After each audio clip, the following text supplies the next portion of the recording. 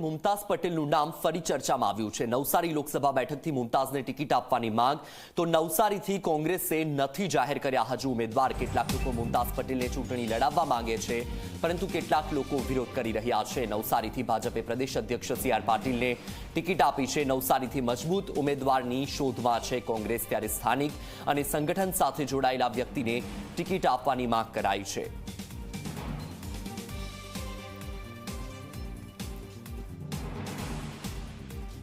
મુમતાઝબેન પણ એ વાતથી વાકેફ છે કે અહીંયા લડવું કે નહીં લડવું અને લડવાથી એમના ભવિષ્ય પર શું અસર આવશે।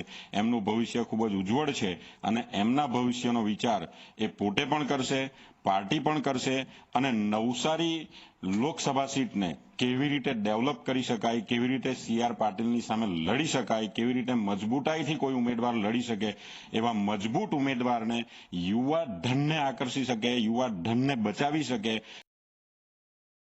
મુમતાઝ પટેલને ટિકિટ મળે તો અમારું મોવડી મંડળ એમના માટે પણ લડવા માટે તૈયાર છે અને અમે સૌ એમના માટે ખભાથી ખભા મિલાવીને લડશું। પરંતુ પાર્ટી જે વિચાર કરશે, પાર્ટી જે અમલ કરશે એને અમે સ્વીકારીશું સહર્ષ અને સી.આર. પાટીલની સામે મજબૂતાઈથી બધા સંગઠિત થઈને લડીશું।